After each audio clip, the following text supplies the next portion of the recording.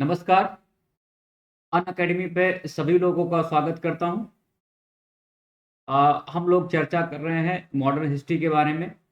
Okay, तो कल हमने देखा हुआ था कि 1857 की क्या उसकी शुरुआत कैसे हुई है, क्या कारण थे और असफलता के क्या कारण थे। तो इस पे हमने क्वेश्चन भी बताया हुआ था आप लोगों को। तो वो आप मेंस वाला लिखेंगे, आपकी मर्जी है तो लिखेंगे। हमने आपको ग्रुप बता दिया है, उस पे आप लोग लिख के भेजेंगे। ठीक है। शुरू करने से पहले मैं कुछ चर्चा कर लेता हूँ कि सब्सक्राइब कैसे करना है। ओके, अगर आप अन अकेडमी पे जुड़ना चाहते हैं, प्लस कोर्स लेना चाहते हैं, ठीक है, तो कैसे मेरा रेफरल कोड यूज करना है या मेरी स्पेशल क्लासेस जो कि ओवरऑल फ्री क्लासेस हो रही हैं। लगभग 600-700 लेक्चर पड़े होंगे हमारे अन अकेडमी पे, वो आप कैसे एक्सेस कर सकते हैं। इन सारी चीज़ों को मैं लेके आज आपको कुछ चीज़ें और भी बताऊंगा। कुछ नए चीज़ें आई हुई हैं उसके बारे में भी मैं आप लोगों को बता दूंगा, जिससे आपको परेशानी ना हो और आप जो है 100% वो सफलता प्राप्त कर सकें। ठीक है। कोड हमारा याद रखना, ये कोड है। और जब भी आपको लगे कि मुझे सब्सक्राइब करना है, AMR10 कोड जो है उसको आप लोग यूज करेंगे। ठीक है। तो यूपीएससी सीएससी AMR10, हम लोग हिस्ट्री की बात करेंगे। और अभी जो मैं बात कर रहा हूँ वो स्पेक्ट्रम बात कर रहा हूँ, उसको मैं समराइज कर रहा हूँ।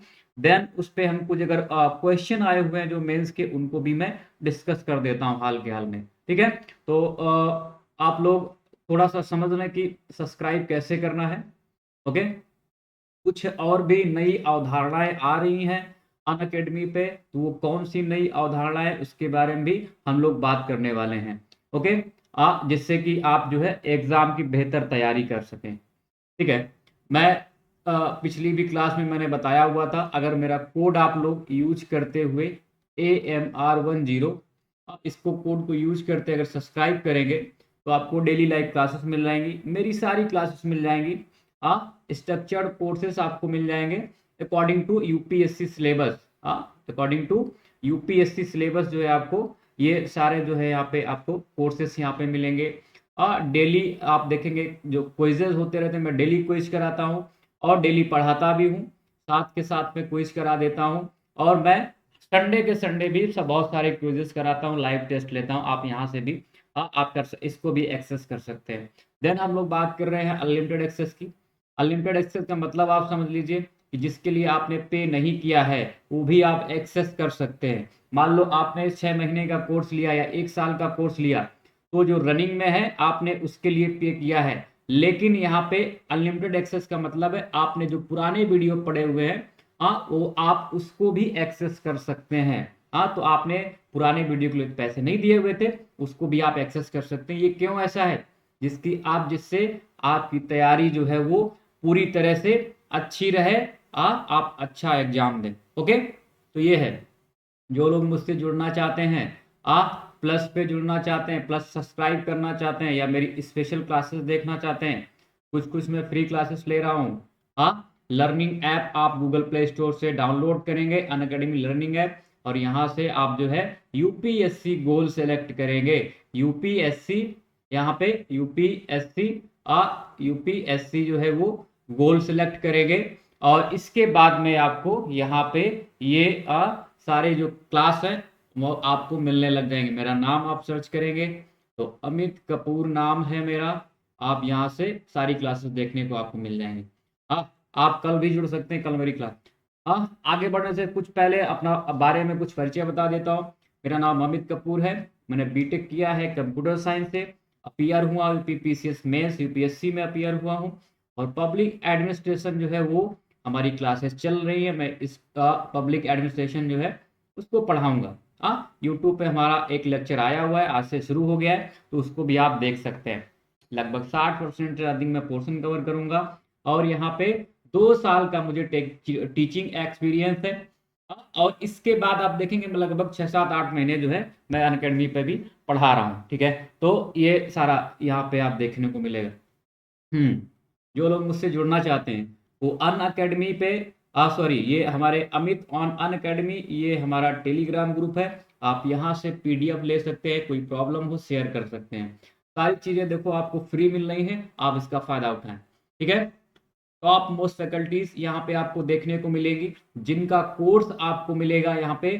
फाउंडर भी है अनअकैडमी के रोमन सैनी सर, वो भी आपको गाइड करेंगे, ठीक है। तो जैसे ही आपको इन टॉप जो फैकल्टीज हैं, जो एजुकेटर्स हैं, इनके गाइडेंस में आप देखेंगे, अभी आप सर्च करेंगे तो 55 से लगभग 60 आईएएस निकला हुआ है यहाँ से, ठीक है। यूट्यूब पे सर्च करेंगे, डालेंगे वहाँ पे, हाँ, उनका सबका इंटरव्यू और जो उन्होंने किया हुआ है वो अपना इंटरव्यू देते हुए आपको दिखेंगे, ठीक है। तो ये सारी फैकल्टीज हैं जिनके कोर्सेस आपको मिलेंगे। साथ में मेरा 15,000 से अधिक कोर्स है यहाँ पे। छोटी सी छोटी चीज का ध्यान रखा गया है आप लोगों के लिए। आंसर राइटिंग प्रैक्टिस यहाँ पे आपको कोर्सेस मिल जाएगा। अगर आपको सिर्फ आंसर राइटिंग करना चाहते हैं मेंस के लिए, तो ये भी एनसीईआरटी समरी, आपको कोई भी एक सब्जेक्ट आप चुन सकते हैं जो आपको लगता है कि मेरा छूट रहा है, वो भी आपको यहाँ पे मिल जाएगा। ओके, चलो प्लस के बारे में थोड़ा चर्चा कर लेता हूँ। 10% डिस्काउंट के साथ में सारी चीजें आपको मिल रही हैं जब मेरा आप कोड यूज करेंगे। यहाँ पे देखिए 49,500 फी है, और ये 44,550 में आपको फी ये आपको देनी पड़ेगी अगर आप 1 साल के लिए सब्सक्राइब करते हैं। और ये प्लस है, यहाँ पे प्लस में बहुत सारे फायदे हैं। लाइव क्लासेस है, टेस्ट सीरीज मिलेगी आप लोगों को, अनलिमिटेड प्रैक्टिस मिल जाएगी, स्ट्रक्चर्ड शेड्यूल मिल जाएगा, मतलब अकॉर्डिंग टू यूपीएससी सिलेबस जो है आपको ये सारा शेड्यूल प्रोवाइड कराया जाएगा, उसी के अकॉर्डिंग क्लासेस होंगी। तो कोई भी यहाँ पे क्लास छूटेगी नहीं आपकी, लगातार आप क्लास कर सकते हैं, अनलिमिटेड एक्सेस कर सकते हैं। बस याद रखना कि जब भी आपको लगे कि हाँ AMR कोड आपको यूज करना है, ठीक है, और भी आप शेयर भी कर सकते हैं इस कोड को। कोई और भी किसी सब्जेक्ट में लेना चाह रहा, मान लो कि बैंकिंग के लिए तैयारी है, एसएससी के लिए है, रेलवे के लिए है, एनटीपीसी के लिए, ओवरऑल किसी के लिए भी, कोई भी अगर आपको कोई जानने वाला हो अगर एडमिशन लेना चाहता है, तो 10% छूट के लिए AMR जो है AMR10 इस कोड को यूज करते आप 10% की छूट पा सकते हैं। एक बहुत अच्छा यहाँ पे प्लान दिया गया है, 12th वालों के लिए है। और ये जो लोग, मतलब एक मैं आइडिया बता रहा हूँ, ले तो सब लोग सकते हैं, लेकिन 12th या ग्रेजुएशन फर्स्ट ईयर में वो आइकॉनिक सेलेक्ट करें। बहुत अच्छा प्रोग्राम दिया गया है, क्योंकि उनको पर्सनल गाइड की बहुत ज़रूरत होती है, पर्सनल कोच की बहुत ज़्यादा ज़रूरत होती है। तो यहाँ पे आप आइकॉनिक बहुत ही बेहतर मैं सजेस्ट करूँगा। हाँ, daily mains question answer practice आपको यहाँ पे मिल रही है, जो कि हमारे ज़माने में नहीं होती। जब मैं तैयारी करता था, ना मुझे पर्सनल कोच मिलता था, ना डेली मेंस की क्वेश्चन आंसर प्रैक्टिस होती थी, स्टडी प्लानर भी नहीं मिलता था। आज एक टीचर आ रहा था, कोई दूसरा कल टीचर आ रहा है, तो बहुत यहाँ पे संयम बरता गया है कि किसी भी स्टूडेंट को कोई परेशानी ना हो और वो आराम से तैयारी कर सके। फीडबैक भी लिया जाएगा, तो ये भी आप देख सकते हैं, यहाँ पे फीडबैक भी बनता है। तो ये बहुत ही महत्वपूर्ण यहाँ पे दिया गया है। जब मैंने देखा कि यहाँ पे ये आइकॉनिक इसको बोलते हैं, तो मैं भी बहुत ही हैरान रह गया कि इतना सब कुछ प्रोवाइड कराने के बाद भी आप लोग सब्सक्राइब नहीं कर रहा है। आप लोगों को करना चाहिए। ओके, इसकी फी देख लो, 1 साल की फी है 69,500, और अगर आप मेरा कोड यूज करेंगे तो 10% की छूट के साथ में ये 62,550 में आपको मिल जाएगा। और EMI भी है, लेकिन उसके लिए आपको क्रेडिट कार्ड आपको इश्यू कराना पड़ेगा। ओके, चलो, तो ये सारी चीजें हो गई। ऑप्शनल सब्जेक्ट में करा रहा हूँ, यहाँ पे 18 से 20 ऑप्शनल सब्जेक्ट दिए गए हैं अनअकैडमी प्लेटफॉर्म पे, तो आप यहाँ से इसको ले सकते हैं। कोड याद रखेंगे AMR, जैसे इस कोड को आप सब्सक्राइब करते वक्त डालेंगे, आपको 10% की छूट यहाँ पे हाथों हाथ मिल जाएगी। तो इसकी फीस हो जाएगी 24,750। ओके, चलो, ये सारी चीजें हैं सब्सक्रिप्शन के बारे में। यहाँ पे कुछ ऐसे फायदे हैं आपके लिए। अनअकैडमी कॉम्बैट यहाँ पे एक नई श्रृंखला शुरू हुई है, जो कि आप देखेंगे the most competitive gamified UPSC CSC battle, ठीक है। क्या एक तरह से लर्नर्स जो है, बहुत सारे लर्नर्स जुड़े हुए हैं, वो क्या करते हैं, एक क्विज टाइप का है। आप वहां पे जाएंगे और क्विज को सिलेक्ट करेंगे, वहां से आप क्या कर सकते हैं, इसको ज्वाइन कर सकते हैं। तो अनअकैडमी कॉम्बैट, और यहाँ पे आप ढेरों इनाम भी जीत सकते हैं। क्या क्या इनाम जीत सकते हैं, कॉन्टेस्ट फॉर्मेट देख लो, 45 मिनट होगा, और आप 60 क्वेश्चन, 13 कॉम्बैट यहाँ पे आपको देखने को मिलेंगे। सेक्शन कितने होंगे, 6 सेक्शन, और यहाँ पे रिलेटिव स्कोर मिलेगा, और ये सारी चीजें जो है आपको यहाँ पे देखने को मिलेंगी। इसकी क्या है, प्राइस क्या है, आप जो है एप्पल एप्पल का जो है ये लैपटॉप भी जीत सकते हैं, एप्पल आईपैड मिनी जीत सकते हैं, एप्पल एयरपोर्ट जीत सकते हैं, इसके बाद में और भी आप देख सकते हैं, आपको अमेजोन पे वाउचर भी मिल सकते हैं। तो जो टॉप 100 रैंकर्स होंगे उनको ये सारे वाउचर्स मिलेंगे। ठीक है, तो बहुत ही ये कह सकते हैं एकदम से हॉट और स्पाइसी है इनाम ये। अमेजिंग प्राइजेस आपको यहाँ पे देखने को मिलेंगे। ओके, तो आप लोग यहाँ पे पार्टिसिपेट कर सकते हैं। ओके, नेक्स्ट देखो, अब देखो यहाँ पे एक खास बात है, 6 महीने रह गए हमारे पास में, 6th मंथ रह गए हैं प्रीलिम्स के लिए। तो आप बहुत ही क्या अपने कान खड़े कर लीजिए, अपने कान खड़े कर लीजिए और जो है तुरंत इसको ज्वाइन करिए। कई सारे बैच चल रहे हैं, कोड याद रखते हुए, कोड जो है आपको बहुत हेल्प करेगा, AMR10। और मेरा पर्सनल गाइडेंस आपको हमेशा रहेगा, तो आप बहुत परेशानी वाली इसमें कोई बात नहीं है। ये नई चीज आई, इस वजह से मैं इसको बता रहा हूँ कि ये नई चीजें आई हुई है अभी यहाँ पे। एक तो इनाम वाली कॉम्बैट, और इसके बाद में ये सारे टॉप मोस्ट फैकल्टीज आपको गाइड करेंगे। चैंपियंस जो है वो 6 मंथ का आपका बैच है, और 6 मंथ में प्रीलिम्स आपको 2021 यहाँ पे ये सारी फैसिलिटीज के साथ में ये बैच स्टार्ट हुआ है। तो आप यहाँ पे ये देख सकते हैं, बाइलिंगुअल रहेगा, बहुत कोई दिक्कत नहीं है। 15 दिसंबर से स्टार्ट हो रहा है। इसमें कंप्लीट जीएस सिलेबस ये प्रीलिम्स को आपको मिलेगा, और प्रीलिम्स टेस्ट सीरीज आपको यहाँ पे मिल जाएगी। लाइव क्लासेस यहाँ पे आप देख रहे हैं 500 आवर जो है वो आपके लिए निर्धारित किए गए हैं। बहुत ही कैसा है, हॉट एकदम से है। एकदम से आप इसको ले सकते हैं और प्रीलिम्स की तैयारी स्टार्ट कर सकते हैं। फ्री पीडीएफ स्टडी मटेरियल आपको मिल जाएगा, स्ट्रक्चर शेड्यूल मिल जाएगा, डाउट क्लियरिंग सेशन लगाया जा रहा अलग से। स्पेशली हमें क्या चाहिए, हमें आईएएस चाहिए। क्या है, हमें आईएएस चाहिए।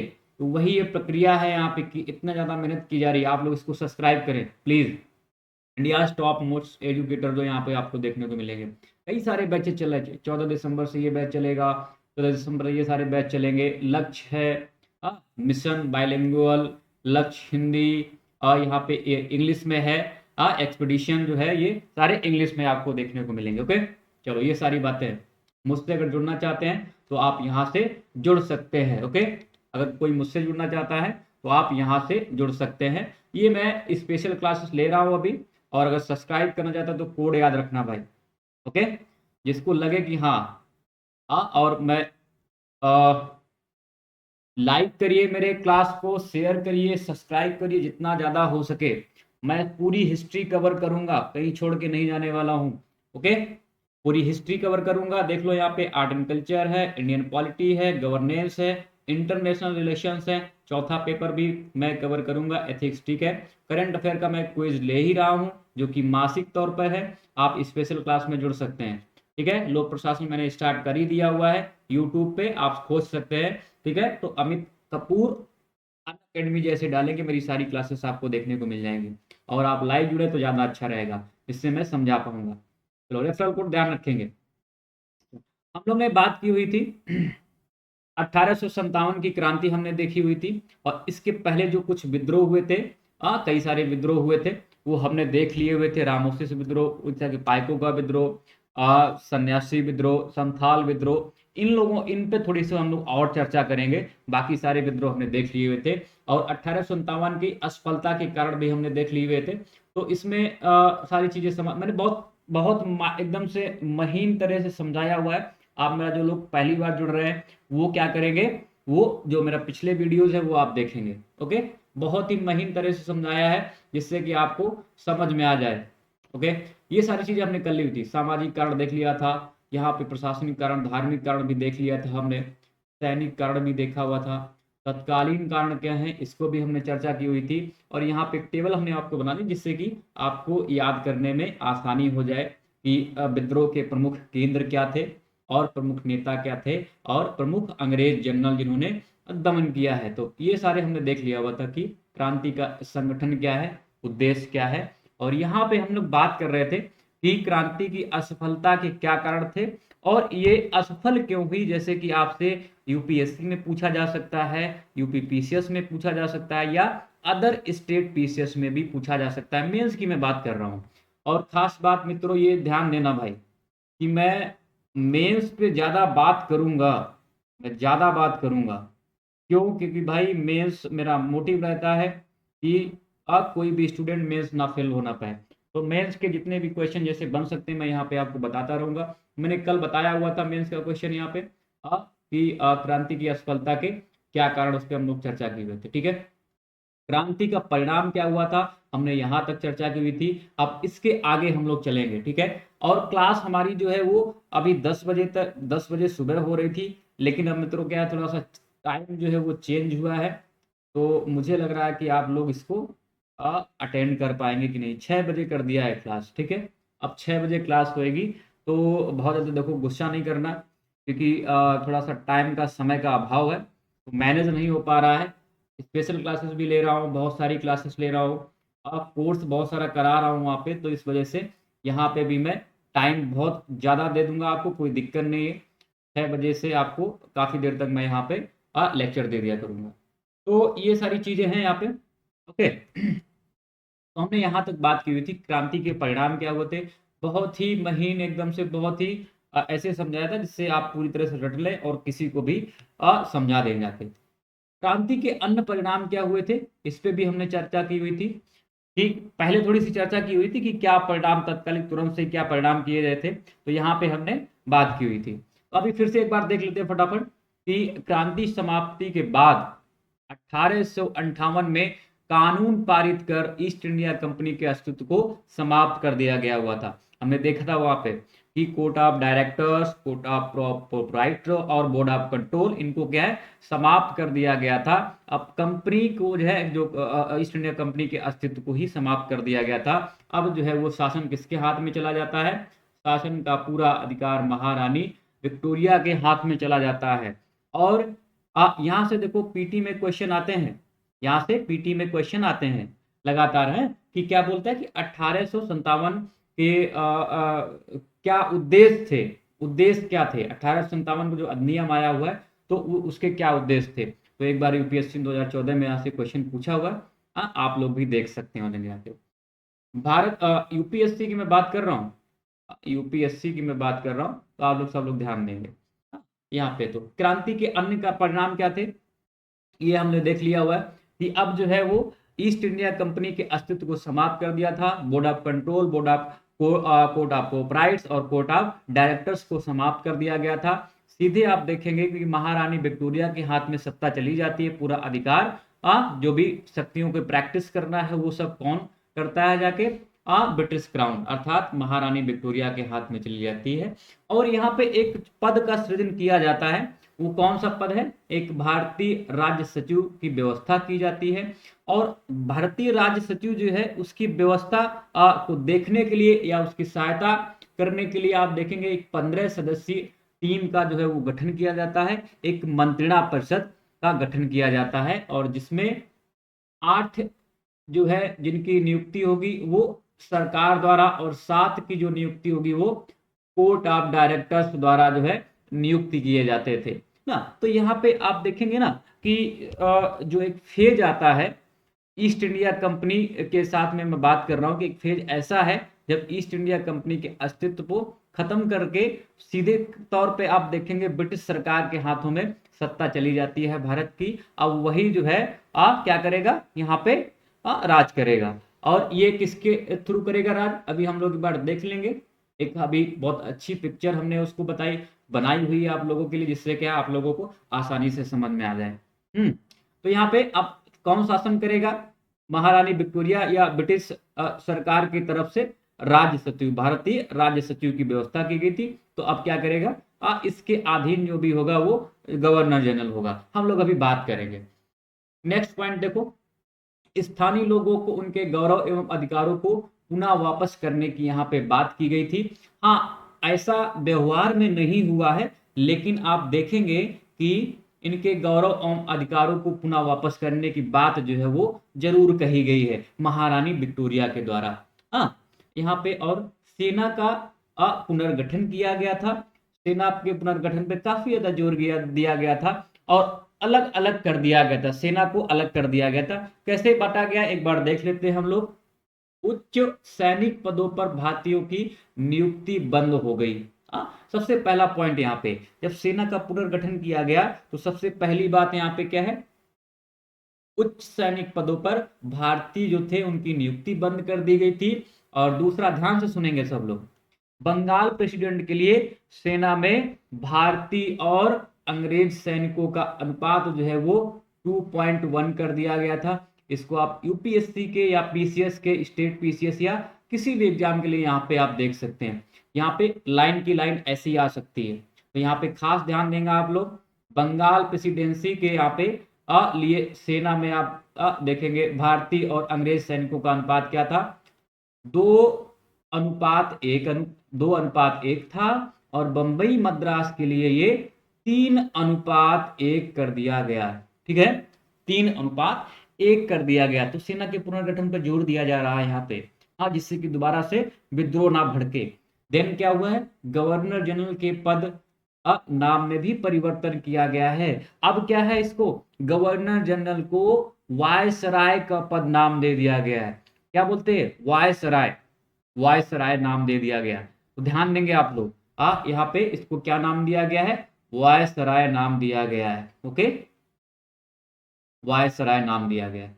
ठीक है, हाँ। अब गवर्नर जनरल के पद को समाप्त करते हुए इसको क्या किया गया, कोई भी आएगा तो अब वायसराय बोला जाएगा। नेक्स्ट क्या बोल रहा है कि भारतीयों के प्रशासन में प्रतिनिधित्व के क्षेत्र में अल्प प्रयास के अंतर्गत, मैंने आपको क्वेश्चन बताया हुआ था एक शुरू में, हमने आपको एक क्वेश्चन बताया हुआ था शुरू में। वो कौन सा क्वेश्चन था, एक बार देख लो फटाफट। क्या क्वेश्चन था, शुरू में ही हमने बताया हुआ है, ये क्वेश्चन है, स्पष्ट कीजिए कि 1857 का विप्लव किस प्रकार औपनिवेशिक भारत के प्रति ब्रिटिश नीतियों के विकास क्रम में एक महत्वपूर्ण ऐतिहासिक मोड़ था। ऐसे मोड़ था ना। अब देखो बहुत सारे चेंजेज हुए, हमने देखे ना अभी 1858 में बहुत सारे चेंजेज हुए।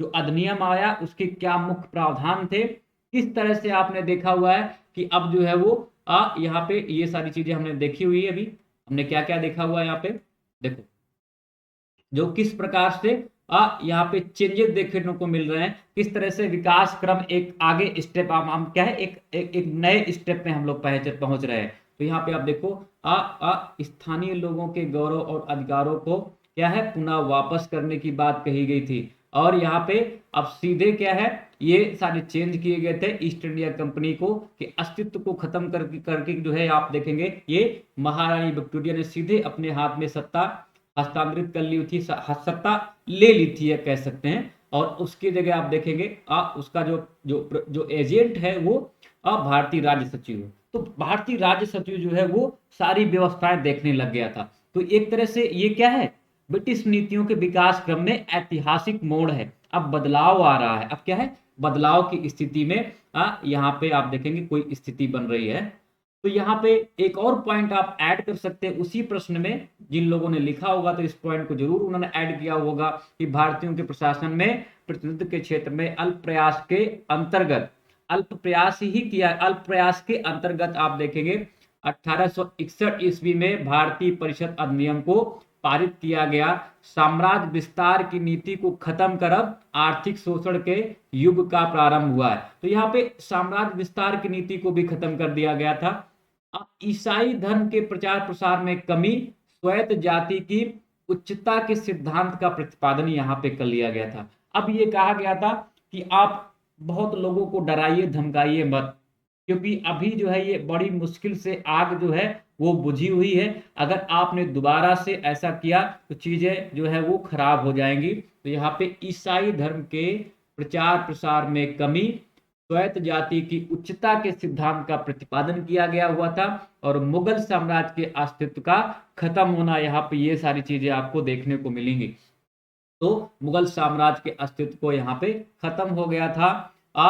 बहादुर शाह जफर जो है वो नेतृत्व नहीं कर पा रहे थे, तो उनकी जगह बख्श खान जी आए हुए थे, उन्होंने नेतृत्व किया हुआ था। क्यों, हमने बताया हुआ था कि जफर खान जी बहुत बूढ़े हो गए थे, बहुत वृद्ध थे, तो वो नेतृत्व नहीं कर पा रहे थे। और वो यहाँ पे आप देखेंगे ये 1857 के नेतृत्व किसको दिया गया था, बहादुर शाह जफर जी को दिया गया था, बहादुर शाह जफर जी को दिया गया था। और ये इनका किसी भी क्रांति को नेतृत्व करने के लिए लास्ट यहाँ पे आप देखेंगे इन्होंने क्या है, किसी क्रांति को बिल्कुल क्या है, अंतिम तौर पर नेतृत्व प्रदान किया है, अंतिम तौर पर नेतृत्व प्रदान किया है। तो यहाँ पे मुगल साम्राज्य, मुगल साम्राज्य के अस्तित्व का खत्म होना, तो ये सारे परिवर्तन आपको देखने को मिलेंगे। हम 1861 के जो अधिनियम है उसमें भी क्या परिवर्तन हुए उस पे भी हम लोग चर्चा कर लेंगे, तो बहुत परेशान नहीं होना। ऐसा लगे कि भाई आपको ऐसा नहीं लगना चाहिए कि आपने 1858 ही बताया हुआ है, किस तरह विकास क्रम में किस तरह ऐतिहासिक मोड़ था। हाँ, तो ऐतिहासिक मोड़ आप देखेंगे कि विकास 1858 में भी देखने को मिलेगा। ऐसी बात मैं नहीं कह रहा हूं, अंग्रेजों के अधिनियम में लिखी हुई है, भले ही वो व्यवहार में नहीं लागू हुई थी, लेकिन उस अधिनियम में एक विशेषता के तौर पर, एक प्रावधान के तौर पर आपको देखने को मिलेंगी। ठीक है, तो वो सारी चीजें एक ऐतिहासिक मोड़ जो है आप लिख सकते हैं उसको, उन सारी जो जो जो भी वहां पे प्रावधान दिए गए। ठीक है, तो और 1861 में भी कुछ प्रावधान दिए गए होंगे जो कि सुधार के नाम पर आए हुए थे, उसको भी हम लोग पढ़ लेंगे, तो बहुत परेशान नहीं होना। नेक्स्ट क्या है, 1857 की क्रांति के दीर्घकालिक प्रभाव क्या हुए हैं, ये आपसे यूपीएससी में पूछा जा सकता, तो आप लोग हमने दे दिया है, आप यहाँ पे ब्रीफिंग कर दिए, आप थोड़ा सा इसको थोड़ा सा क्या करेंगे, ब्रॉड कर लेंगे जब लिखेंगे। देख लो सबसे पहला पॉइंट। हाँ, देखो एक चीज और मैं आपको बताऊं, जो लोग नए जुड़ रहे हैं, जो लोग नए जुड़ रहे हैं उनको मैं बताता चलूं कि मैं बहुत सारा पोर्शन कवर करने वाला हूं, तो बहुत परेशान नहीं होना। साथ के साथ क्या है, आप कोड भी यूज करते जाना, AMR10, ये मेरा कोड है। क्लासेस अच्छी लग रही हो तो आप लाइक जरूर करिएगा, नहीं अगर अच्छी लग रही है तब तो भाई हम कुछ नहीं कर सकते।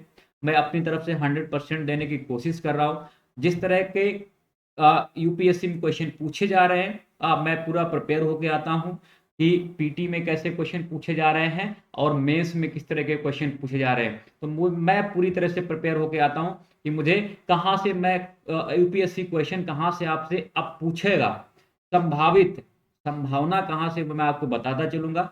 अगर आपको लगे कि हाँ चीज़ें बेहतर हो रही तो उसको आप लाइक करिए, और जब भी लगे कि हाँ मुझे कोर्स खरीदना है, मेरा कोर्स या टॉप मोस्ट फैकल्टीज जो अनअकैडमी पे है, तो आप यहाँ से AMR10 कोड को सब्सक्राइब करते हुए चलेंगे। ओके, ठीक है, मैं बहुत सारा पोर्शन कवर करूंगा, एथिक्स भी कवर करूंगा, हिस्ट्री तो मैं करा ही रहा हूँ, वर्ल्ड हिस्ट्री भी रहेगा, इसके बाद में मैं सेकेंड पेपर पूरा कवर करूंगा, तो आप बहुत परेशान नहीं होना, बिल्कुल से भी आप निश्चिंत रहिए, हम आपको पूरा कोर्स करा देंगे। ठीक है, चलो नेक्स्ट देखते हैं हम लोग, 1857 की क्रांति के दीर्घकालिक प्रभाव क्या थे। तो सबसे पहला हम देखेंगे कि अंग्रेजी हुकूमत और आम जनता के बीच में दूरी बढ़ गई थी। अभी क्या हुआ था, अभी तक तो सब थोड़ा ठीक चल रहा था, लेकिन अब जो है, जो आम जनता है, जो अंग्रेजी हुकूमत है, उनके बीच में लगातार दूरियां बढ़ती जा रही हैं। और हम जब तक आज़ाद नहीं हुए, 1947 में जब हम आज़ाद हुए, तब तक आप देखेंगे दूरियां बनी ही हुई रही थी, अंग्रेजी हुकूमत और जनता के मध्य में। फिर चाहे जो आंदोलन हो, हर एक आंदोलन में आम जनता ने बढ़ चढ़कर हिस्सा लिया हुआ था। ठीक है, तो यहाँ पे साफ तौर पर आपको दिखेगा कि दोनों के बीच में क्या है, दूरियां बढ़ी हुई थी। फूट डालो राज करो का एजेंडा यहाँ पे विकसित होते हुए आपको दिखेगा, क्योंकि आप देखेंगे यहाँ पे जब हम बात कर रहे थे कि कई सारे जो राजा थे, कई सारे जो राजा थे, सिख सैनिकों को, गोरखा रेजिमेंट के जो सैनिक थे, जो सिख रेजिमेंट के सैनिक थे, उनको क्या है, अपनी तरफ कर लिया गया हुआ था, और उनको भड़काया गया हुआ था कि आप ऐसा मत करिए, अगर आपने ऐसा किया तो क्या है, मौत के घाट उतार दिए जाएंगे। मौत के घाट उतार दिए जाएंगे। तो यहाँ पे फूट डालो राज करो की नीति में काफी हद तक आप देखेंगे अंग्रेज सफल भी हुए थे, और यही कारण है कि जीन मैंने देखा हुआ था, नेपाल के, अफगानिस्तान के राजा जो है वो किसकी सहायता कर रहे थे, अंग्रेजों की सहायता कर रहे थे। हमने पढ़ा हुआ है, जिन लोगों नए जुड़ रहे हैं मैं उनसे बोलना चाहूंगा कि मेरा पिछला का जो लेक्चर है वो देखें वहां पे। तो यहाँ पे ये फूट डालो और राज करो की नीति का एजेंडा जो है, यहाँ पे इसका विकास हो गया था, और काफी हद तक वो सफल भी हुए थे। धार्मिक कट्टरता की शुरुआत हो गई थी, इतना ज्यादा भड़का दिया गया था यहाँ पे, हिंदू मुस्लिम और सिखों के बीच की मैं बात करूं यहाँ पे, तो इतना ज्यादा ये यहाँ पे धार्मिक कट्टरता की शुरुआत हुई थी, क्योंकि मुस्लिम को हिंदू, हिंदू को मुस्लिम, और सिखों को भी भड़का दिया गया था यहाँ पे। ठीक है, तो यहाँ पे धार्मिक कट्टरता की शुरुआत हुई है। आर्थिक शोषण के नए युग की शुरुआत हुई थी। अब यहाँ पे क्या हुआ था, विस्तारवादी नीति को क्या है, परित्याग कर दिया गया था। अब आर्थिक शोषण का युग प्रारंभ हुआ यहाँ से, ठीक है। अब क्या है, आर्थिक शोषण किया जाएगा। ओके, कई माध्यम होंगे आर्थिक शोषण करने के, हम लोग देखेंगे कई माध्यम होंगे। दादा भाई नौरोजी आपको सारी पुस्तक जो है उनकी अनब्रिटिश रूल इन इंडिया, तो ये इसमें वो बताते हैं बहुत कि किस तरह से आर्थिक शोषण हुआ है। हाँ, तो बहुत सारे कई सारे माध्यम है वहां पे। जो सैलरी है वो यहीं से दिया जाना, भारतीय खजाने से दिया जाना, या आप कह सकते कोई प्रोजेक्ट लगाया जा रहा है तो क्या है, उसके लिए भारत से ही पैसे लगाए जाते थे। या कोई बाहर से कपड़ा आता था तो उसके लिए आप कहाँ से, पैसे भारत से ही लगाए जाते थे। तो यहाँ पे जो भी आप देखें प्रशासनिक व्यवस्था थी, सैनिक व्यवस्था थी, सबको जो है सैलरी कहाँ से, भारतीय खजाने से ही दी जाती थी, भारत से ही दी जाती थी। तो यहाँ पे एक जो है ये नए युग की शुरुआत हो रही है। शिक्षित मिडिल क्लास का यहाँ विरोध किया गया था। इसका क्यों किया गया, आपको लगता है कि शिक्षित मिडिल क्लास का विरोध क्यों किया गया? पढ़ा लिखा समाज था, मैंने बताया हुआ था कि वहाँ जो पाश्चात्य चिंतक थे उनकी बुक जो है, किताबें उनकी पढ़ा करते थे भारतीय मिडिल समाज के लोग। भारतीय मिडिल समाज जो शिक्षित वर्ग था वो जो पाश्चात्य चिंतन वाले विचारधारा वाले लोग थे, उनकी किताबें ये हमारे जो भारतीय शिक्षित मिडिल वर्ग था वो पढ़ा करता था। तो उन्होंने क्या किया हुआ था, क्रांति में बढ़ चढ़कर हिस्सा लिया हुआ है, क्रांति में बढ़ चढ़कर हिस्सा लिया हुआ था। तो यहाँ पे यही कारण है कि शिक्षित मिडिल क्लास का विरोध हुआ है बहुत ज्यादा। जमींदारों और महाराजाओं को सपोर्ट किया था, क्यों किया है, क्यों किया है? हमने बताया हुआ था आपको कि जमींदार अक्सर अक्सर जमींदारों ने चीन, इसके बाद में आप देखेंगे कि नेपाल, अफगानिस्तान, ये सारे जो है यहाँ के राजा जो महाराजा थे उन्होंने क्या है, सपोर्ट किया था किसका, अंग्रेजों का 1857 की क्रांति में बहुत ज्यादा सहयोग किया हुआ था। बहुत ज्यादा सहयोग किया हुआ था। तो क्या है, अब इनकी बारी थी, अब क्या इनकी बारी है कि ये जो है अंग्रेज क्या करेंगे, इनका सपोर्ट करने लग गए। इनका सपोर्ट करने लग गए। और वहां पे आप देखेंगे कि अंग्रेज जनरल बोलता है, अगर सिंधिया भी मिल गए होते तो हमें कल सुबह ही बुरिया बिस्तर बांधना होता, बांध के निकलना होता यहाँ से, ठीक है। तो यहाँ पे आप देखेंगे कि जमींदार और महाराजाओं को सपोर्ट यहाँ पे अंग्रेजों द्वारा मिल रहा है। आम जन में अंग्रेजों के खिलाफ आक्रोश का विस्तार हो गया था, ये आप ध्यान रखेंगे कि बहुत ज्यादा जो असंतुष्टि का स्तर था काफी बढ़ गया हुआ था। आम जनता अब जो है बहुत सारे ऐसे कदम उठाने के लिए क्या है, आतुर हो गई थी कि अब कभी मौका मिलेगा तो हम क्या करेंगे, एक अच्छा संगठन बनाएंगे, उसको अच्छा नेतृत्व प्रदान करते हुए अंग्रेजों को बाहर खदेड़ देंगे। तो यहाँ पे आप देखेंगे अंग्रेजों के खिलाफ आक्रोश का बहुत ज्यादा विस्तार हुआ है। ओके, तो ये दीर्घकालिक प्रभाव हुए और ये प्रभाव आपको हर टाइम देखने को मिलेंगे। 1857 की क्रांति से ये सारे बदलाव हुए हैं और ये बदलाव जो है आपको हर एक क्रांति में दिखेंगे। जब गांधी जी का अभ्युदय होगा, जब गांधी जी का आगमन होगा, उस टाइम भी आपको यही सारी चीजें दिखेंगी वहां पे। अब ये सारे जो एजेंडे हैं, जैसे फूट डालो राज करो, ये चलता रहेगा हमेशा जब तक हम आजाद नहीं हो जाएंगे। अंग्रेजी हुकूमत और आम जनता के बीच की दूरी बढ़ी रहेगी, कभी घटेगी नहीं। धार्मिक कट्टरता का विकास और ज्यादा हो जाएगा, एक बार इसकी शुरुआत हो जाती है तो और ज्यादा ये बढ़ता चला जाता है। आर्थिक शोषण, जब तक हम आजाद नहीं हुए तब तक आर्थिक शोषण होता रहा। और आप देखेंगे कोई भी आंदोलन हो, ये खास बात होती है हमेशा आंदोलन की कि उसमें शिक्षित मध्यवर्गीय परिवार जो होगा, शिक्षित मध्य मिडिल क्लास का जो लोग होगा, वही आंदोलन को ज्यादा आगे बढ़ाता है, उसको सपोर्ट करता है। तो आप किसी भी टीचर से पढ़ेंगे तो आप देखो कोई भी बुक पढ़ेंगे और अपना कॉमन सेंस भी लगाएंगे, क्योंकि हमारी जो जनता थी, जो आप कह सकते हैं गांव की जनता है, वो उतनी उसको कोई मतलब नहीं रहता है कि हमें क्या हो रहा है। वो तो भाई चार कोड़े भी पड़ जाएंगे, पट्टे भी पड़ जाएंगे, तब भी काम करेगा। लेकिन यहाँ पे जो शिक्षित मिडिल वर्ग है, शिक्षित मिडिल वर्ग है, वो सब चीजें नहीं झेल सकता है, तो वो क्या करेगा, आंदोलन करेगा, विद्रोह करेगा। तो यहाँ पे जितने भी आप देखेंगे विद्रोह हुए हैं, वो सब कैसे हैं, ज्ञानी पुरुषों ने किए हुए हैं, पढ़े लिखे लोगों ने किए, अर्थात शिक्षित मध्य वर्गीय परिवार ने किया हुआ है। जितने भी अभी आप देखेंगे, इवन गांधी जी को ही ले लो, गांधी जी शिक्षित मध्यवर्गीय परिवार से थे, उन्होंने इसका सपोर्ट किया और कई सारे आंदोलन किए हुए, हम लोग पढ़ेंगे अभी उनको। तो यहाँ पे ये सारी चीजें देखने को आपको मिलेंगी। क्या? शिक्षित मिडिल क्लास का विरोध लगातार बढ़ता जाएगा यहाँ से 1857 की क्रांति से। ठीक है, तो ये अंग्रेज जो है यहाँ पे कई सारे जो हथकंडे अपना रहे हैं यहाँ पे, ये जमींदार और महाराजाओं को सपोर्ट। हाँ, ये तो दीर्घकालिक प्रभाव है, आप देखेंगे लास्ट तक सपोर्ट किया जाता है, लेकिन कई बार क्या होता है कि चीजें बेहतर नहीं रहती हैं, तो इसका सपोर्ट जो है वो कहीं ना कहीं कम आपको देखने को मिलेगा। आक्रोश भी हमेशा आपको देखने को मिलेगा। हाँ, और इसी आक्रोश के सारे बहुत सारे आंदोलन जो है आपको देखने को मिलेंगे। एक चीज मैं आपको डिस्कस कर देता हूँ, जो आप मैंने अलग अलग कर दिया, आपको पढ़ने में सहूलियत हो। वो क्या है?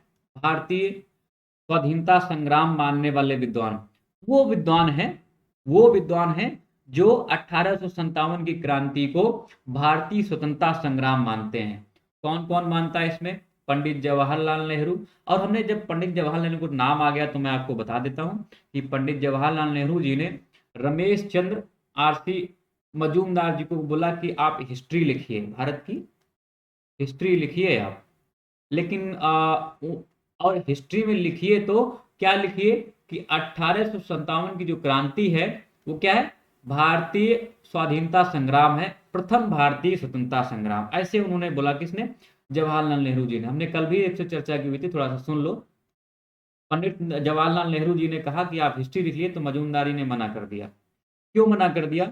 उन्होंने देखा हुआ था, एनालाइज किया हुआ था, एनालिसिस किया हुआ था कि जो ये विद्रोह हुआ 1857 का, वो ना तो कोई पहला विद्रोह है, हाँ, और ना ही ये प्रथम है, और ना ही ये कोई भारतीय स्वतंत्रता संग्राम है। उन्होंने कहा था कि एक मात्र यह एक सैनिक विद्रोह है जो कुछ दिन का ही उभार था, और ये स्थानीय स्तर पर अपने स्वार्थ के लिए लड़ा गया हुआ था। ये जो विद्रोह हुआ है अपने अपने अपने स्वार्थ के लिए, अपने अपने क्षेत्रों में, अपने रीजनल स्तर पे लड़े गए।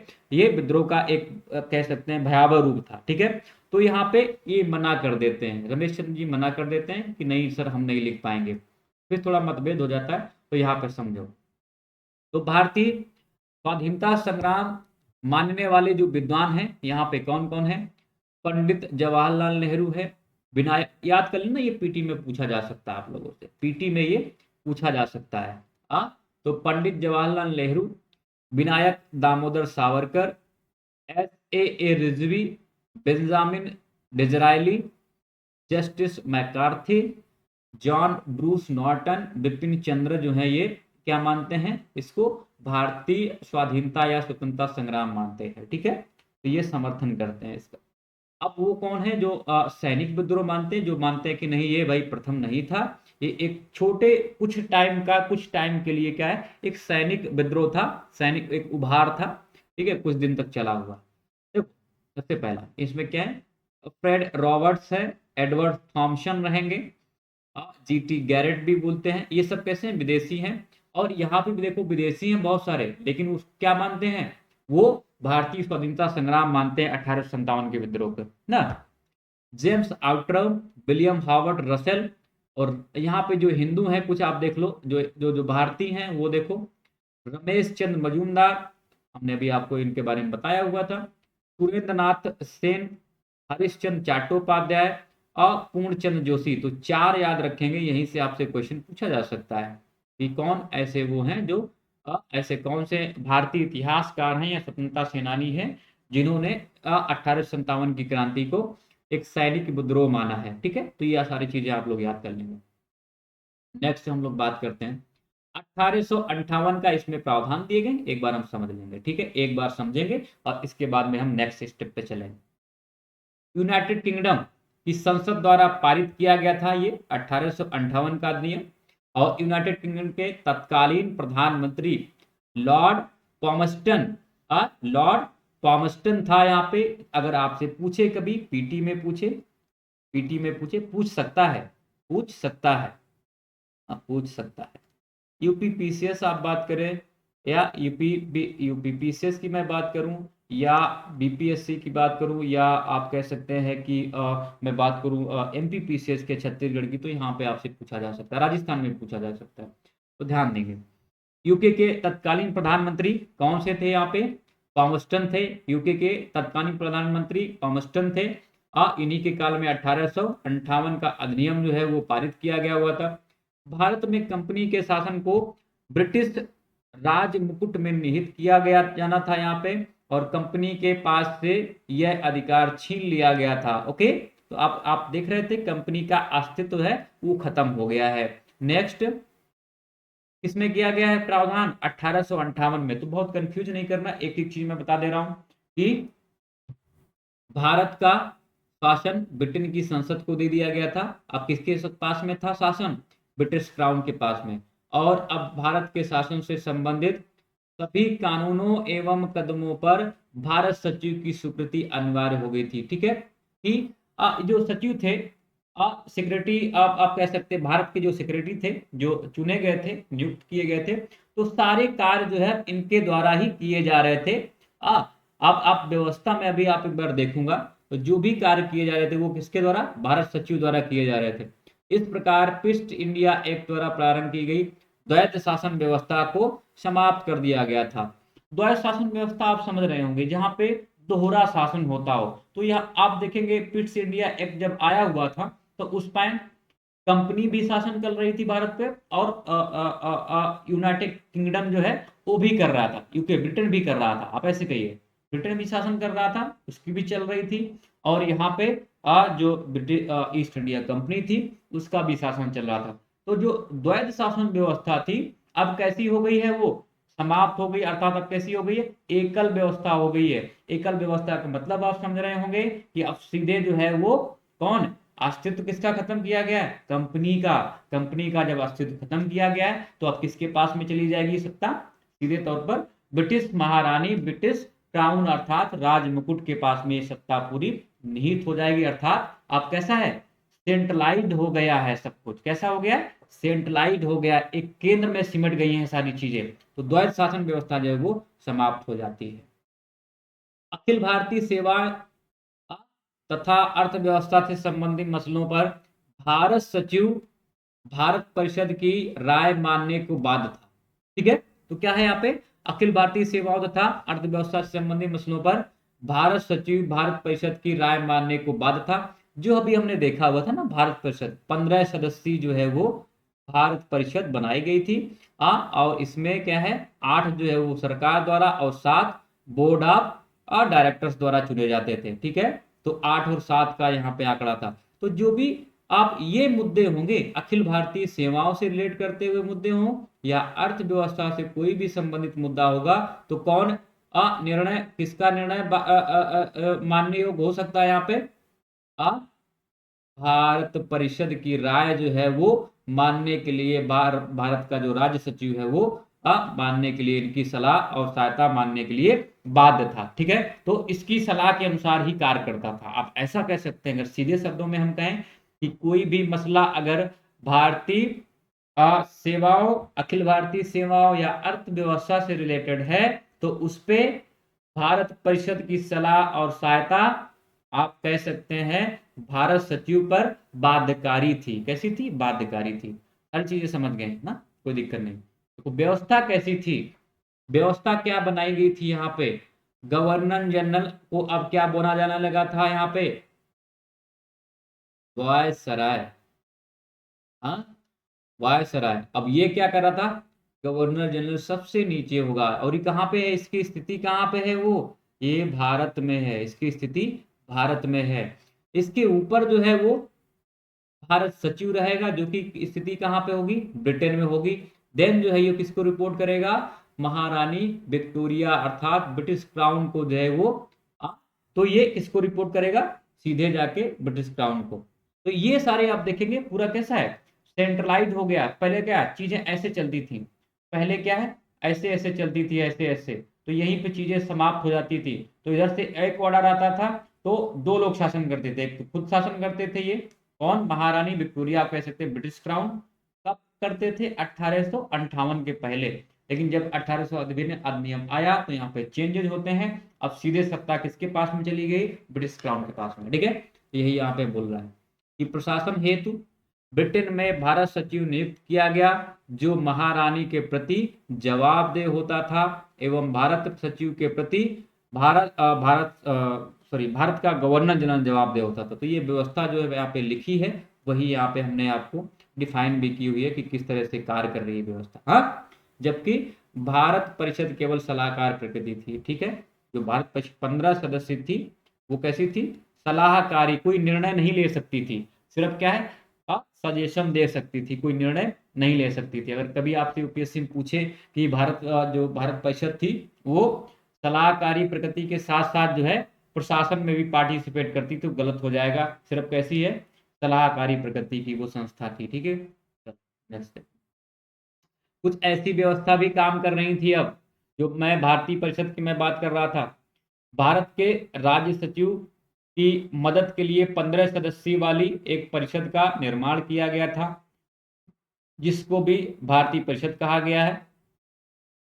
नियंत्रक मंडल एवं संचालक मंडल को समाप्त कर दिया गया था। तो हमने यहाँ पे देखा था बोर्ड ऑफ कंट्रोल और बोर्ड ऑफ डायरेक्टर्स को है समाप्त कर दिया गया था, और उसकी जगह व्यवस्था कौन सी लाई गई थी, उसकी जगह 15 सदस्य, उसकी जगह 15 सदस्य जो है वो भारतीय परिषद लाई गई थी। और इसकी क्या है, सिफारिश या सलाह, यहाँ पे ऐसे लिख सकते हैं, इसकी सलाह कौन मानने के लिए बाध्य था, यहाँ पे सचिव। ठीक है, भारत सचिव, भारत सचिव जो है वो इसकी सलाह मानने के लिए, इसकी सलाह मानने के लिए क्या था, बाध्य था। ठीक है, बाध्य था। ये है यहाँ पे भारत परिषद के 15 सदस्यों में से 7 सदस्यों की नियुक्ति का अधिकार किसके पास में था, सम्राट के पास में था। और शेष जो 8 बच रहे हैं उनके चयन का अधिकार कंपनी के डायरेक्टर्स को दे दिया गया था। ठीक है, और इनको खत्म कर दिया, मतलब बोर्ड ऑफ डायरेक्टर और बोर्ड ऑफ कंट्रोल को खत्म कर दिया गया था। ओके, तो कोई दिक्कत नहीं होनी चाहिए। चलो नेक्स्ट हम लोग देखते हैं, गवर्नर जनरल को भारत सचिव की आज्ञा के अनुसार कार्य करने के लिए बाध्य कर दिया गया था। नहीं, हमने व्यवस्था भी देखी थी ना, इस तरह की व्यवस्था देखी हुई थी। यहाँ पे क्या था, गवर्नर था, यहाँ पे गवर्नर जनरल था, और क्या है, ये किसकी बात मानेगा, आप सचिव की बात मानेगा, किसकी, भारत सचिव की बात मानने के लिए बाध्य बना दिया गया इसको। ठीक है, कि अब कोई भी सलाह होगी, कोई भी सहायता होगी तो क्या किससे लेंगे आप, भारत सचिव से। नेक्स्ट देखो, समझ में आ रहा होगा, बहुत ही आसान है, मैं उतना आसानी से ही बता रहा हूँ, बार बार दोहरा भी देता हूँ जिससे आपको परेशानी नहीं हो। अब गवर्नर जनरल भारत में ताज के प्रतिनिधि के रूप में कार्य करने लगा, उसे वायसराय की उपाधि दे दी गई थी। तो ये भी आप देखेंगे चेंज हो गया है ना, ये चेंज हो गया है। भारत के ताज के प्रतिनिधि अर्थात केंद्र क्राउन के प्रतिनिधि के रूप में कार्य करने लगा था। तो यहाँ पे क्या है, क्राउन, क्राउन, राज मुकुट, राज मुकुट, राज मुकुट क्राउन के प्रति क्या है, वफादार हो गया था, अर्थात इसका एजेंट के रूप में कार्य करने लग गया था। अनुबंध सिविल सेवा, कोवेनेंटेड सिविल सर्विसेज नियुक्तियां खुली प्रतियोगी परीक्षाओं द्वारा की जाने लगी थी। अब कैसी व्यवस्थाएं होने लगी थी ये, अब आप देखेंगे जो भी कोवेनेंटेड अनुबंध सिविल सेवा व्यवस्थाएं थी, कैसी, खुली प्रतियोगी परीक्षाओं द्वारा इनका आयोजन होने लग गया था। नेक्स्ट हम लोग देखेंगे कि भारत राज्य सचिव एक नियम निकाय, कॉर्पोरेट बॉडी घोषित किया गया था, जिस पर इंग्लैंड और अंग्रेज में दावा किया जा सकता था, अथवा जो दावा दायर कर सकता था। ठीक है, यहाँ पे दावा किया भी जा सकता था और दावा दायर भी किया जा सकता था। ठीक है, तो अब यहाँ पे दोनों व्यवस्थाएं कर दी गई थी। अब आप इंग्लैंड में भी दावा किया जा सकता था और भारत में भी दावा किया जा सकता था। ओके, तो ये व्यवस्थाएं यहाँ से चेंज होते दिखेंगी। कुछ महत्वपूर्ण यहाँ पे विद्रोह हैं, उनके भी हम लोग बात कर लेंगे। कुछ महत्वपूर्ण भी विद्रोह हैं, उसकी भी हम लोग यहाँ पे चर्चा कर लेंगे, फटाफट देख लेंगे, क्योंकि यहाँ से यूपीएससी क्वेश्चन लगातार पूछ रहा है। क्योंकि अभी आप और भी हम देखेंगे, बिरसा मुंडा, बिरसा मुंडा की मैं अगर बात करूं तो क्वेश्चन अभी यूपीएससी ने पूछा हुआ है ना, बिरसा मुंडा की मैं बात करूं तो क्वेश्चन पूछा हुआ है। संथाल विद्रोह, ठीक है, संथाल विद्रोह किस क्वेश्चन आया हुआ था, मुझे लग रहा है 2013-14 में आया हुआ है या 15 में आया हुआ है। क्वेश्चन था कि संथाल विद्रोह के बाद में वहां पे संथाल परगना में क्या क्या जो है मुख्य प्रावधान किए गए थे, संथाल विद्रोह खत्म होने के बाद में वहां की स्थिति किस तरह की थी, तो उस पे एक क्वेश्चन आया हुआ है प्रीलिम्स में। ठीक है, देख लो यहाँ पे हम लोग बात करेंगे संथाल विद्रोह की, बहावी आंदोलन की भी बात कर लेंगे, मोपला की भी बात कर लेंगे, मुंडा विद्रोह की भी बात कर लेंगे, पाबना विद्रोह की बात कर लेंगे, और अलीगढ़। इस वजह से मैं इनको बता रहा हूँ क्योंकि यूपीएससी लगातार यहाँ से क्वेश्चन पूछता है और ये बहुत ही महत्वपूर्ण विद्रोह है। बहुत ही महत्वपूर्ण विद्रोह है। ओके, चलो हम लोग बात करते हैं। सबसे पहले मैं बात करूंगा संथाल विद्रोह की। संथाल विद्रोह की मैं सबसे पहले बात करूंगा। तो यहाँ पे क्या है, विद्रोह के कारण क्या है, विद्रोह के कारण क्या है, विद्रोह का स्वरूप और इसके प्रमुख नेता कौन कौन से हैं, इस पे भी हम लोग चर्चा करेंगे। संथाल विद्रोह का महत्व, और यहीं से आप देखेंगे क्वेश्चन यूपीएससी ने पूछा है। यहाँ से क्या है, एक क्वेश्चन पूछा है यूपीएससी ने, यहाँ से एक क्वेश्चन पूछा गया यूपीएससी द्वारा। ओके, कि ये इसके महत्व कैसा, क्या महत्व क्या रहा था इसका। चलो हम लोग देखते हैं। इसकी स्थिति भी समझ लेना। कुछ चीजें ऐसी होंगी जो आपको रटनी भी पड़ेंगी, लेकिन मैं समझाऊंगा 4-5 बार तो आपको याद हो जाएंगी। तो क्या क्या है, सबसे पहला आपको रहेगा कि जो नेता हैं उनके नाम याद रखने, क्षेत्र आपको याद रखना है, और उसका कारण क्या है, ये मैंने तीनों आपको दे दिए। ये सारी चीजें आपको याद रखनी पड़ेंगी। स्वरूप तो मान लो आप निरंतरता के लिए मैंने इसको रख दिया कि उसका स्वरूप का था। इसमें बहुत ज्यादा आपको देखने को नहीं मिलेगा कोई क्वेश्चन। क्यों मैंने इसको रखा हुआ हेडिंग को, क्योंकि भाई इसमें थोड़ी सी निरंतरता बनी बनी रहती है किसी भी सब्जेक्ट को पढ़ने में, क्या इंटरेस्टिंग बनाने के लिए। लेकिन मैंने खास खास चीजें मैं बता रहा हूँ कि उसके विद्रोह के कारण क्या थे, विद्रोह के महत्व क्या थे, नेता क्या थे, और कहाँ कहाँ कौन सी चीज कहाँ कहाँ पे हुए हैं विद्रोह। ये सारी चीजें ध्यान रखनी है, कब हुआ ये भी ध्यान रख। नेक्स्ट देखो यहाँ पे लोग बात करते हैं, कहाँ पे संथाल समुदाय मिलता है। ये संथाल समुदाय झारखंड बंगाल के समीपवर्ती क्षेत्रों के पर्वतीय इलाके, यहाँ पे मानभूम देखेंगे, बड़ा भूम, सिंहभूम, मिदनापुर, हजारीबाग और बांकुड़ा क्षेत्र में रहते थे। तो ध्यान रखना आपको, झारखंड और बंगाल के समीपवर्ती, आप इतना ध्यान रखेंगे, बहुत है, बहुत ज्यादा है, आपको याद करना नहीं पड़ेगा बहुत ज्यादा। तो झारखंड और बंगाल के समीपवर्ती क्षेत्रों में एक पर्वतीय इलाका है, जहाँ पे मानभूम है, बड़ा भूम है, सिंह भूम है, मिदनापुर है, हजारीबाग, ऐसे क्षेत्रों में ये रहा करते थे। ठीक है, ये रहते थे। नेक्स्ट बात करते हैं हम लोग, कारण क्या है विद्रोह का। कारण यहाँ पे मुख्य क्या रहेगा, स्थायी बंदोबस्त। कभी क्वेश्चन आए ना आपके पास में कि संथाल विद्रोह का प्रमुख कारण जो है वो स्थायी बंदोबस्त था। अब देखो इस सारी कड़ी जो आपको जोड़नी पड़ेंगी, ऐसे नहीं लिख पाएंगे। स्थायी बंदोबस्त कैसे हो सकता है, कैसे हो सकता है स्थायी बंदोबस्त जिम्मेदार। अगर आपसे मान लो यूपीएससी क्वेश्चन भी पूछ दे में इसमें कि संथाल विद्रोह का प्रमुख कारण स्थायी बंदोबस्त था, अपने शब्दों में स्पष्ट कीजिए। आप स्पष्ट कीजिए या टिप्पणी करिए, इस तरह से पूछ सकता है। तो ये मेन कारण इसका क्या है, स्थायी बंदोबस्त। और ऐसे भी आपसे पूछ सकता है पीटी में कि संथाल विद्रोह के संथाल विद्रोह का जो है ये किस कारण जो है हुआ है, संथाल विद्रोह किस कारण से हुआ है। तो यहाँ पे कई सारे आपको रीजन लिखे होंगे, ए दिया होगा, बी दिया होगा, सी दिया होगा, डी दिया होगा, ऐसे लिखा रहेगा स्थायी बंदोबस्त, भूमि बंदोबस्त, टैक्स व्यवस्था, या ऐसे करके आपको दे देगा, या इनमें से कोई नहीं। तो आपको क्या करना है, स्थायी बंदोबस्त में टिक करना है। क्या करना है, स्थायी बंदोबस्त टिक करना है। ओके, स्थायी बंदोबस्त टिक करना है। देखो यहाँ पे कैसा हुआ, स्थायी बंदोबस्त व्यवस्था आई, संथालों के हाथ से खुद की जमीन निकल गई। हाँ, कैसे निकल गई, टाइम से लगान नहीं देना, टाइम से के जो भुगतान, एक तरह से जो स्थायी बंदोबस्त किया गया था उनके साथ में, जो क्या डील की गई थी उसके अनुसार इन्होंने अपना जो जो इनको टैक्स देना होता था, जो पैसा देना होता था, जो धन देना होता था, या आप कह सकते हैं जो प्रोडक्शन हुआ है खेत से, वो अगर नहीं दे पाए तो उनकी भूमि क्या है, छीन ली जाती थी। ठीक है, छीन ली जाती थी। तो यहाँ पे संथालों के साथ में खुद की जमीन को भी, यहाँ पे क्या है, खुद की जमीन भी निकल गई। जैसे स्थायी बंदोबस्त आया, यहाँ पे जैसे स्थायी बंदोबस्त आया, इनकी भूमि जो है इनके हाथ से निकल गई। क्यों, क्योंकि टैक्स की दर बहुत ज्यादा थी, टाइम से टैक्स नहीं पे कर पा रहे थे, टाइम से जो जो प्रोडक्शन हो रहा है उसका भुगतान नहीं कर पा रहे थे, तो क्या पूरी जमीन निकल गई। नेक्स्ट, राजमहल की पहाड़ियों के रहने वाले थे।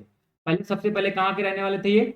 सबसे पहले ये राजमहल की पहाड़ियों पर रहते थे, ये राजमहल की पहाड़ियों पर रहते थे। और वहां पे भी इनका क्या है, आप कह सकते हैं कि एक तरह से इनको परेशान किया जाता था वहां पे राजमहल की पहाड़ियों। फिर छोड़ के ये कहाँ पे चले आए, ये आप देखेंगे छोड़ के जो है ये सिंहभूम नीचे आ जाते हैं, यहाँ पे थोड़ा सा अच्छी जगह आते हैं, वहां पे जंगल साफ करते हैं। और जंगल जब साफ करते हैं, जंगल साफ करने के बाद में कृषि योग्य भूमि उसको बनाते हैं। कृषि योग्य भूमि जैसे ही बनाते हैं तो आप देख रहे हैं यहाँ पे स्थायी बंदोबस्त लग जाता है। और स्थायी बंदोबस्त जैसे लगता है वो अपनी जो उनकी जमीन है वो हाथ से निकल जाती है, क्योंकि भाई वो टाइम से जो है अपना टैक्स पे नहीं कर पाते हैं। तो ये इस वजह से हो रहा है। कृषि के योग्य जमीन, अगर आपसे क्वेश्चन आए कभी कि दमनी कोह क्या होता है, ऐसे पूछ सकता है आपसे क्वेश्चन, प्रश्न पूछ सकता है। दमनी को दमनी को शब्द किस अवस्था को प्रदर्शित करता है? वो किस अवस्था को प्रदर्शित करेगा? दमनी को का मतलब क्या है? कृषि के योग्य जमीन को हम लोग क्या बोलेंगे? दमनी को बोलेंगे। ठीक है, तो जो संथाल थे वो कृषि योग्य जो जमीन उन्होंने बनाई उसको क्या बोला? दमनी को बोला। अब यहाँ पे जब कृषि योग्य जमीन बनाई, कृषि योग्य जब जमीन बनाई, तो यहाँ पे आप देखेंगे कि अंग्रेज फिर से यहाँ पे आ धमके। अंग्रेज जो है यहाँ पे फिर से आ धमके। जमींदार भी एक जमींदार का भी एक जो वर्ग है वो भी यहाँ पे आ गया। उन्होंने देखा कि भूमि जो है बहुत अच्छी है, उपजाऊ है, तो क्या किया यहाँ पे? कर्ज देने लग गए इस पे। ठीक है, और कर्ज की जो है वो आप कह सकते हैं कि जो जो दर है वो कितनी है? बहुत ज्यादा है। इनकी जमीन निकल गई यहाँ पे। जमीन जैसे निकल रही थी तो उन्होंने देखा कि भाई अब क्या किया जाए, दूसरी जगह चले गए। अंग्रेज वहां दोबारा से आ धमके। जमींदार का एक वर्ग वहां पहुंच गया, उनकी जमीन छीनी। और जमीन छीनी क्या? जैसे बोला कि जैसे जमीन छीनी, बोला कि नहीं जमीन नहीं देंगे, हम क्या करना है, आप ऐसा करो कि हमें कुछ पैसे उधार दे दो। जब पैसे उधार दिए तो यहाँ पे क्या हुआ? कर्ज दिया गया। और कर्ज पर 50 से 500 तक का सूद जो है वो क्या है? ब्याज वसूल किया जाता था। 50% से लेके 500% तक की यहाँ पे क्या है? सूद मतलब ब्याज जो है वो इंटरेस्ट वसूल किया जाता था। और क्या यहाँ पे लगान वसूलने लग गए, लगान वसूलने लग गए। तो इस वजह से आप देखेंगे काफी ज्यादा परेशानियों का इनको सामना करना पड़ता है। और इसी कारण जो है ये संथाल विद्रोह ये उभर कर सामने आता है। समझ गए होंगे आप सब लोग, बहुत अच्छा है, हमने बता दिया आपको, फोटो भी बनी हुई है, आप चीजें समझ जाएंगे सारी चीजें। ओके, नेक्स्ट, विद्रोह का स्वरूप और इसके प्रमुख नेता। तो इसका स्वरूप क्या है इस पे हम लोग बात कर लेंगे, इसके बाद में हम लोग बाकी सारी चीजें देखेंगे। संथालों को न्याय दिलाने के लिए 4 भाई सामने आए। उनके नाम क्या क्या थे? सिद्धू, कान्हू, चांद और भैरव। ये चारों के नाम याद रखेंगे। 4 भाई आए सामने, आ, संथालों को न्याय दिलाने के लिए, नहीं हम आपकी जमीन आपके हाथ से नहीं निकलने देंगे। अब तो 4 भाइयों कौन कौन? सिद्धू, कान्हू, चांद और भैरव। इनके नाम याद रखेंगे, सिद्धू, कान्हू, चांद और भैरव। सिद्धू, कान्हू, चांद और भैरव। यहाँ पे 4 भाई संथालों को बचाने के लिए, उनकी भूमि को बचाने के लिए, उनकी भूमि को बचाने के लिए आगे आते हैं। ठीक है, उनकी भूमि को बचाने के लिए आगे आते हैं, उनका नाम याद रखना। संथालों ने खुद को देवदूत बतलाया हुआ, ये पीटी में आपसे पूछा जा सकता है। ओके, संथालों ने खुद को देवदूत बतलाया हुआ है। शुरुआत में यह आंदोलन सरकार विरोधी आंदोलन नहीं था। ध्यान रखेंगे आप लोग, शुरुआत में जब ये आंदोलन हुआ है तो ये किसके खिलाफ था? जमींदारों और महाजनों के खिलाफ था। बाद में स्थिति बदलती है, मैंने कहा था ना, जमींदार आ धमके, जमींदार वहां पे आ गए। और वो क्या है, ज्यादा से ज्यादा क्या उनको अपना वही पैसे लेने थे मुझसे, और क्या उनकी जमीन पे ज्यादा से ज्यादा क्या है, टैक्स लगाए गए। इसी कारण आप देखेंगे शुरुआत जो हो रही है वो कभी अंग्रेज विरोधी या सरकार विरोधी नहीं है। इस आंदोलन की किसके खिलाफ है, देखो एक बार। पर जब संथालों ने यह देखा कि सरकार भी जमींदारों और महाजनों का पक्ष ले रही है, तो उनका क्रोध सरकार पर भी फूट पड़ा। कई सरकारी कार्यालय, कर्मचारी और महाजनों पर संथालों ने आक्रमण कर दिए। कई बेकसूर भी इसमें मारे गए थे। और भागलपुर राजमहल की बीच जो रेल है, डाक व्यवस्था है, तार है, सेवा सबको भंग कर दिया गया हुआ था। तो ये विद्रोह बहुत ही भयावह था। तो कुछ यहाँ पे मैं दोबारा से आपको बता देता हूँ जिससे कि आपको याद हो जाए। 4 भाई थे, सिद्धू, कान्हू, चांद और भैरव। आप कमेंट बॉक्स में भी लिख सकते हैं याद करने के लिए। सिद्धू, कान्हू, चांद और भैरव। संथालों ने खुद को देवदूत बतलाया हुआ है। शुरुआत में ये आंदोलन किसके खिलाफ था? जमींदारों और महाजनों के खिलाफ था। लेकिन जब सरकार ने भी इसमें हाथ डाला, हाँ, जब सरकार ने जमींदार और महाजनों का पक्ष लेना शुरू किया तो इनका क्रोध बढ़ जाता है। सरकार के प्रति इनका गुस्सा जो है वो काफी ज्यादा बढ़ा हुआ होता है। सभी कार्यालय, कर्मचारी और महाजनों पर क्या है, संथालों ने आक्रमण कर दिया। कई बेकसूर भी इसमें मारे जाते हैं। और भागलपुर के बीच की मैं बात करूं, भागलपुर और राजमहल की पहाड़ियों की मैं बात करूं, वहां पे तो रेल, डाक, तार सेवा सबको भंग कर दिया गया था। ठीक है। एक चीज और यहाँ पे खास बात है, ये तो नहीं आएगा यहाँ पे, काम की बात क्या है यहाँ पे देखो। संथालों ने अंग्रेजी शासन को समाप्त करने की शपथ भी ली थी। ठीक है। हाँ, इससे पहले ऐसे हुआ है? हाँ, हुआ है। कब हुआ है? 1857 में। 1857 में हुआ है। तो ये उन्होंने क्या है, 1857 में जो विद्रोही थे उन्होंने भी शपथ ली हुई थी कि अब इनको उखाड़ फेंकेंगे, बाहर कर देंगे। यहाँ पे आप देखेंगे 1855 की बात है। 2 साल पहले की बात जो है वो संथाल भी ऐसा कह रहे हैं। जो संथाल विद्रोह हुआ है तो संथाल के जो जो संथाल है वो लोग भी यहाँ पे इस तरह से कह रहे हैं कि हम अंग्रेजों को समाप्त करने की शपथ ली। ठीक है। नेक्स्ट, संथाल विद्रोह के अलावा हजारीबाग, बांकुआ, पूर्णिया, भागलपुर, मुंगेर आदि जगहों में भी आग की तरह फैल रही थी। तो ये जो विद्रोह है काफी बड़े इलाके में फैला हुआ है। अभी आप देखेंगे कि ये राजमहल की पहाड़ियां की मैं बात करूं तो वहीं तक ये फैला हुआ था। लेकिन इसके बाद में पूर्णिया, बांकुआ, हजारीबाग, भागलपुर, मुंगेर आदि जैसे भागों में भी ये निकल के चला जाता है। ठीक है। तो ये सारी चीजें आपको यहाँ पे देखने को मिलेंगी। संथाल विद्रोह का महत्व क्या हुआ था, क्या चीजें हुई थी, क्या बदलाव हुआ है, तो सीधे सीधे यही पूछा है। यूपीएससी ने कोटेशन पूछा हुआ है, ए, बी और सी करके जो आपको दिया गया है यहाँ पे, ए, बी, सी। हाँ, एक इसमें कोई सही होगा। देखो क्या बोल रहा है। संथाल विद्रोह का महत्व क्या था? सरकार को संथाल की मांगों के बाद, संथालों की मांगों के बाद में पूरा करने का प्रयास किया गया है। बाद में क्या किया गया? पूरा करने का प्रयास किया जाने लगा। प्रयास किए जाने लगा और यहाँ पे कालांतर में सरकार ने संथाल परगना को जिला बनाया। तो ये महत्व इसका है। यही यूपी से पूछा हुआ था कि भाई क्या हुआ था उस टाइम पे। तो ये पूछा गया था कि विद्रोह के बाद में संथाल को, इस संथाल परगना संथाल परगना को जिला बनाया गया था, या संथालों को जो है उनका दमन कर दिया गया था, या ऐसे इस तरह से पूछा गया था। ठीक है। तो आप यहाँ पे ध्यान रखेंगे क्या किया गया है, संथाल परगना को एक जिला बना दिया गया था। ये इसका महत्व है। हाँ, ऐसे महत्व है। हाँ, तो उसमें क्या है, चीज निकल के क्या आती है, तो यहाँ पे आप देखेंगे उनको बाद में वो जो प्रयास किया गया, उनकी मांगों को मानने का प्रयास किया गया और बाद में संथाल परगना को एक डिस्ट्रिक्ट बना दिया जाता है। फिर भी आप देखेंगे यहाँ पे दमन होता रहता है, कई सारी चीजें यहाँ पे देखने को आपको मिलती रहेंगी। ओके, ये सारी चीजें। बाकी चीजें हम लोग कल यहाँ से देखेंगे। वहाबी आंदोलन देख लेंगे, इसके बाद में बहुत सारी चीजें और भी हम देख लेंगे।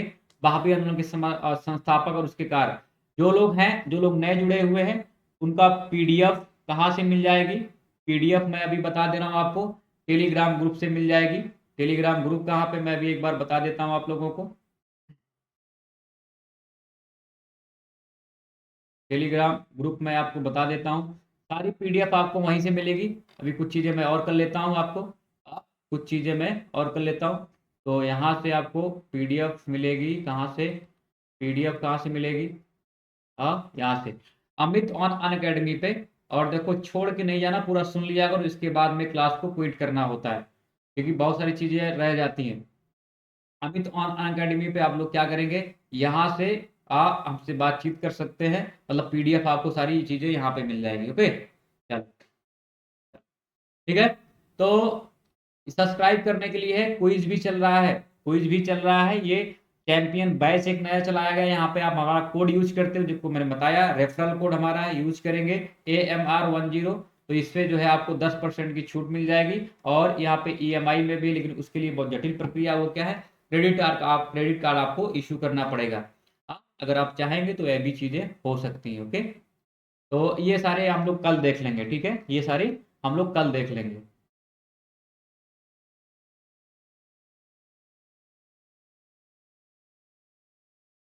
ओके।